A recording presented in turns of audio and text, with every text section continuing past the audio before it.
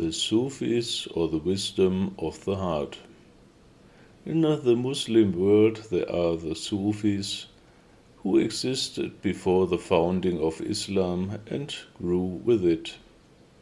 The Sufis are the mystics within Islam.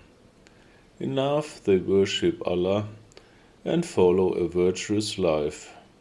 They long for union with God and use techniques such as meditation, as well as chanting, music and dance, to transcend themselves in trance states and experience oneness.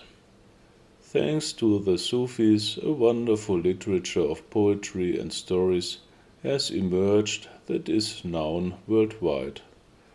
The most famous is probably the great mystic Rumi, with his poems about life and the longing for God. Equally famous is the Indian musician and mystic Hazrat Inayat Khan, who founded the International Sufi Order with a legal statute in London in 1917. In addition to Muslim-oriented Sufism, there is also Universal Sufism, which has broken away from Islam and focuses purely on spirituality and the mystical path.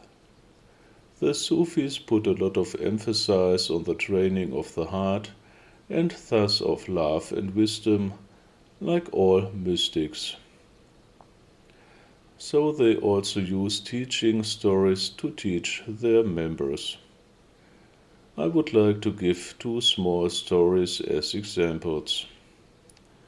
The Sufis consider a religious scholar who does not practice his knowledge as a donkey who carries a heavy load of books, but they are of no use to him because, after all, he cannot do anything with them.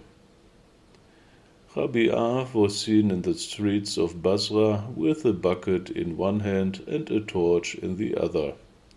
Asked what this meant, she replied, "I will pour water into hell and put fire to paradise, so that these two wheels will disappear, and no one will worship God out of fear of hell or hope for paradise, but solely out of love for him."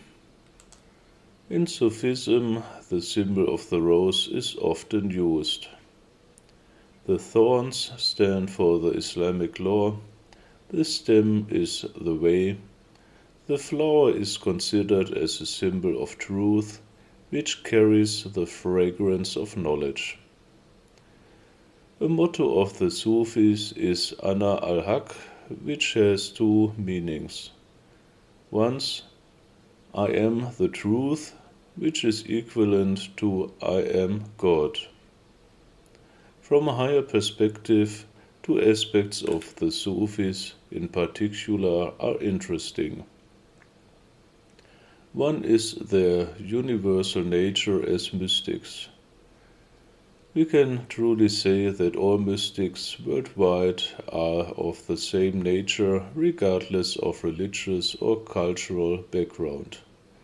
And secondly, the use of divine names and sounds is interesting for ennoblement and God experience, since the practice refers to the cosmic creator language and appropriate initiation or knowledge is necessary.